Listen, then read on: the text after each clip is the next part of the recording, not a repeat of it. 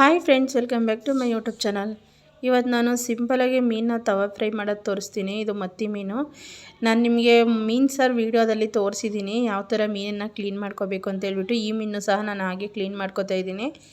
ಮೀನು ಕ್ಲೀನ್ ಮಾಡಾದ ನಂತರ ಇದಕ್ಕೆ ನಾನಿಲ್ಲಿ ಮಸಾಲೆ ಹಾಕ್ಕೋತಾ ಇದ್ದೀನಿ. ಕಾರ್ನ್ಫ್ಲೋರು, ಗರಂ ಮಸಾಲ, ಧನಿಯಾ ಪುಡಿ, ಚಿಲ್ಲಿ ಪೌಡ್ರು, ಅರಿಶಿನ ಪುಡಿ, ಪೆಪ್ಪರ್ ಪೌಡರು ಇಷ್ಟನ್ನು ಹಾಕ್ಕೋತಾ ಇದ್ದೀನಿ. ಇದು ಹಾಕಿದ ನಂತರ ಇದಕ್ಕೆ ಶುಂಠಿ ಬೆಳ್ಳುಳ್ಳಿ ಪೇಸ್ಟನ್ನು ಹಾಕ್ತಾಯಿದ್ದೀನಿ. ಒಂದು 2 ಟೇಬಲ್ ಸ್ಪೂನಷ್ಟು ನಾನಿಲ್ಲಿ ಶುಂಠಿ ಬೆಳ್ಳುಳ್ಳಿ ಪೇಸ್ಟನ್ನು ಹಾಕ್ತಾಯಿದ್ದೀನಿ. ಶುಂಠಿ ಬೆಳ್ಳುಳ್ಳಿ ಪೇಸ್ಟ್ ಹಾಕಿದ ನಂತರ ರುಚಿಗೆ ತಕ್ಕಷ್ಟು ಉಪ್ಪು, ಅಂದರೆ ಎಷ್ಟು ಉಪ್ಪು ಬೇಕೋ ಅಷ್ಟು ಉಪ್ಪನ್ನು ಹಾಕ್ಕೋಬೇಕು. ಇವು ಉಪ್ಪು ಹಾಕಿದ ನಂತರ ಇದಕ್ಕೆ ನಾನು ಅರ್ಧ ನಿಂಬೆಹಣ್ಣು ಹಿಂಡ್ತಾಯಿದ್ದೀನಿ.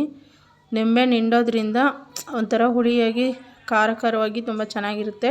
ಅದಕ್ಕೋಸ್ಕರ ನಿಂಬೆಹಣ್ಣು ಹಿಂಡ್ತಾಯಿದ್ದೀನಿ. ನಿಂಬೆಹಣ್ಣು ಹಿಂಡಿದ ಮೇಲೆ ಇದು ನೀಟಾಗಿ ಕಲಿಸ್ಕೋಬೇಕು ಮಸಾಲೆ. ಸ್ವಲ್ಪ ಗಟ್ಟಿ ಅಂತ ಅನಿಸಿದ್ರೆ ಇದಕ್ಕೆ ಸ್ವಲ್ಪ ಲೈಟಾಗಿ ನೀರು ಹಾಕ್ಕೊಳ್ಳಿ. ನಾನು ನೀರು ಹಾಕಿದ್ದೀನಿ ಇದಕ್ಕೆ, ಆದರೆ ಅದನ್ನು ವೀಡಿಯೋ ಮಾಡಿಲ್ಲ. ಒಂಚೂರು ಲೈಟಾಗಿ ನೀರು ಹಾಕ್ಕೊಂಡು ನೋಡಿ, ಈ ಥರ ಸಾಂಬಾರಿಗೆ ಯಾವ ಥರ ಮಸಾಲೆ ರುಬ್ತೀವಲ್ಲ ಮಿಕ್ಸಿಲಿ, ಆ ಥರ ಆಗುತ್ತೆ ಇದು. ಆ ಥರ ಆದಾಗ ಇದನ್ನು ಒಂದು ಸ್ವಲ್ಪ ನಾವೇನು ಕ್ಲೀನ್ ಮಾಡಿ ಇಟ್ಟಿದ್ದೀವಲ್ಲ ಮೀನುಗಳನ್ನು, ಆ ಮೀನುಗಳೆಲ್ಲ ಇದರಲ್ಲಿ ಹಾಕಬೇಕು. ಹಾಕಿಬಿಟ್ಟು ನೀಟಾಗಿ ಇದಕ್ಕೆ ಮಸಾಲೆ ಹಚ್ಚಬೇಕು. ಒಂದು ಸ್ವಲ್ಪನೂ ಬಿಡ್ದಂಗೆ ಎಲ್ಲ ಕಡೆಯೂ ಇದಕ್ಕೆ ಮಸಾಲೆ ಹಚ್ಚಬೇಕು. ಮಸಾಲೆ ಹಚ್ಬಿಟ್ಟು ಇದನ್ನು ಫ್ರಿಜ್ಜಲ್ಲಿ ಇಡಬೇಕಾಗುತ್ತೆ. ಮತ್ತು 2 ದಪ್ಪು ಮೀನು ಇಟ್ಟಿದ್ದೆ ನಾನು, ಜಿಲೇಬಿ ಮೀನು. ಆ ಮೀನಿಗೂ ಸಹ ನಾನಿಲ್ಲಿ ಮಸಾಲೆ ಹಚ್ಚಿದ್ದೀನಿ. ಇದನ್ನು ಫ್ರಿಜ್ಜಲ್ಲಿ ಇಡೋಣ, ಯಾಕಂದರೆ ಮಸಾಲೆ ಇದು ಚೆನ್ನಾಗಿ ಅಂಟಿರುತ್ತೆ. ನಮಗೆ ಯಾವಾಗ ಫ್ರೈ ಮಾಡಬೇಕು ಅಂತ ಅನಿಸುತ್ತಲ್ಲ ಆವಾಗ ತೆಗೆದು ಇದನ್ನು ಫ್ರೈ ಮಾಡ್ಬೋದು. ನೋಡ್ತಾ ಇರ್ಬೋದು ಇವಾಗ ಚೆನ್ನಾಗಿದು ಮಸಾಲೆ ಎಲ್ಲ ಅಂಟಿದೆ. ಸುಮಾರು ನಾನು ಇದನ್ನು ಒಂದು 3 ಅವರ್ 4 ಅವರ್ ಫ್ರಿಜ್ಜಲ್ಲಿ ಇಟ್ಟಿದ್ದೆ, ಸಂಜೆ ಮಾಡೋಣ ಅಂತ ಹೇಳ್ಬಿಟ್ಟು. ಅದಕ್ಕೋಸ್ಕರ ಮಸಾಲೆ ಎಲ್ಲ ನೀಟಾಗಿ ಅಂಟ್ಕೊಂಡಿದೆ. ನಾನು ತವಾಲಿ ಎಣ್ಣೆ ಹಾಕಿದ್ದೀನಿ. ತವಾ ಚೆನ್ನಾಗಿ ಫ್ರೈ ಆಗ್ತಿದೆ. ಸ್ವಲ್ಪ ನೀರು ಬೀಳ್ತಾ ಅದಕ್ಕೆ ಚಟಪಟ ಅಂತ ಇದೆ ಅದು.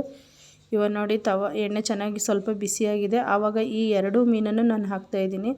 ಮೀನು ಹಾಕಿದ ತಕ್ಷಣ ಈ ಥರ ಬಬಲ್ಸ್ ಬರಬೇಕು, ಆವಾಗ ಎಣ್ಣೆ ಚೆನ್ನಾಗಿ ಕಾದಿದೆ ಅಂತ ಹೇಳ್ಬಿಟ್ಟು.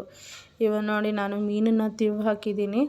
ಯಾವ ಥರ ಬಂದಿದೆ ಅದು. ಫ್ರಿಜ್ಜಲ್ಲಿ ಇಟ್ಟಾಗ ಏನಾಗುತ್ತೆ ಅಂದರೆ ಮಸಾಲೆ ಬಿಟ್ಕೊಳ್ಳೋದಿಲ್ಲ, ಅಷ್ಟೊಂದು ಮಸಾಲೆ ಬಿಟ್ಕೊಳ್ಳೋದಿಲ್ಲ. ಅದಕ್ಕೋಸ್ಕರ ಫ್ರಿಜ್ಜಲ್ಲಿ ಇಡಬೇಕು. ಯಾವುದೇ ಆದರೂ ಸರಿ ಮಸಾಲೆ ಹಚ್ಬಿಟ್ಟು ಕಬಾಬ್ ಮಾಡಿದ್ರು ಅಷ್ಟೇ, ಫ್ರಿಜ್ಜಲ್ಲಿ ಇಡೋದ್ರಿಂದ ಮಸಾಲೆ ಬಿಟ್ಕೊಳ್ಳೋದಿಲ್ಲ. ನೋಡಿ, ಈ 2 ಮೀನನ್ನು ನಾನಿಲ್ಲಿ ಫ್ರೈ ಮಾಡಿದೆ. ಮತ್ತು ಇವಾಗ ನಾನು ಅದೇ ತವಾಗೆ ಮತ್ತಿ ಮೀನನ್ನು ಹಾಕಿ ಫ್ರೈ ಮಾಡ್ತಾಯಿದ್ದೀನಿ. ಈ ಮತ್ತಿ ಮೀನು ನಿಜವೂ ತುಂಬ ಚೆನ್ನಾಗಿರುತ್ತೆ. ಈ ಕೇರಳ, ಮಂಗಳೂರು ಕಡೆ ಎಲ್ಲ ಜಾಸ್ತಿ ಇದನ್ನು ತಿಂತಾರೆ. ಇದನ್ನು ನಾವು ಯಾವ ಥರ ಫ್ರೈ ಮಾಡಬೇಕು ಅಂದರೆ ಈ ಮುಳ್ಳನ್ನೇ ತಿನ್ಕೋಬೋದು. ನಿಜ, ಇದರಲ್ಲಿ ಮುಳ್ಳು ಏನೋ ಬಿಸಾಕೋ ಅವಶ್ಯಕತೆ ಇಲ್ಲ. ಇದನ್ನು ಚೆನ್ನಾಗಿ ಫ್ರೈ ಮಾಡಬೇಕು. ಅಂದರೆ 2 ಕಡೆನೂ ನೀಟಾಗಿ ಫ್ರೈ ಮಾಡಿ ಒಂಥರ ಅದು ಕುರುಮ್ ಅಂತ, ಈ ಕುರ್ಕುರೆ ತಿಂದಾಗ ಹೇಗಾಗುತ್ತೆ ನೋಡಿ ಆ ಥರ ಆಗುತ್ತೆ. ಆ ಥರ ಫ್ರೈ ಮಾಡಬೇಕು. ಇದನ್ನು ಮುಳ್ಳು ಕೂಡ ವೇಸ್ಟ್ ಆಗೋದಿಲ್ಲ ಹೇಳ್ಬೇಕಂದ್ರೆ. ಇದು ತುಂಬ ರುಚಿ ಇರುತ್ತೆ. ಇದರಲ್ಲಿ ಸಾಂಬಾರು ಮಾಡಿದ್ರು ಅಷ್ಟೇ, ಹುಳಿ ಮಾಡ್ತಾರೆ, ಅದು ಚೆನ್ನಾಗಿರುತ್ತೆ. ಒಟ್ಟಿನಲ್ಲಿ ಈ ಮೀನು ಫ್ರೈ ಮಾಡಿದ್ರು ಚೆನ್ನಾಗಿರುತ್ತೆ, ಸಾರು ಮಾಡಿದ್ರು ಚೆನ್ನಾಗಿರುತ್ತೆ. ನಾನು ನೋಡಿ ಇಲ್ಲಿ 2 ಕಡೆನೂ ತಿರುಗಿಸಿ ಹಾಕಿದ್ದೀನಿ. ಇವಾಗ ಇದು ರೆಡಿಯಾಗಿದೆ. ನೋಡಿ ಇಲ್ಲಿ ಯಾವ ಥರ ಇದೆ ಅಂತ ಹೇಳ್ಬಿಟ್ಟು. ಇದರಲ್ಲಿ ಮುಳ್ಳು ಕೂಡ ವೇಸ್ಟ್ ಆಗೋದಿಲ್ಲ. ದೊಡ್ಡ ಮೀನಲ್ಲಿ ಮುಳ್ಳು ತೆಗಿಬೋದು, ಈ ಚಿಕ್ಕ ಮೀನಲ್ಲೇನು ತೆಗಿಯೋ ಅವಶ್ಯಕತೆ ಇಲ್ಲ. ಇಷ್ಟೇ ಮೀನು ಫ್ರೈ ರೆಸಿಪಿ. ನೆಕ್ಸ್ಟ್ ರೆಸಿಪಿಲಿ ಸಿಗೋಣ. ವಿಡಿಯೋ ನೋಡಿದ್ದಕ್ಕಾಗಿ ಧನ್ಯವಾದಗಳು. ವಿಡಿಯೋ ನೋಡಿ ಸಪೋರ್ಟ್ ಮಾಡಿ ಫ್ರೆಂಡ್ಸ್. Thank you.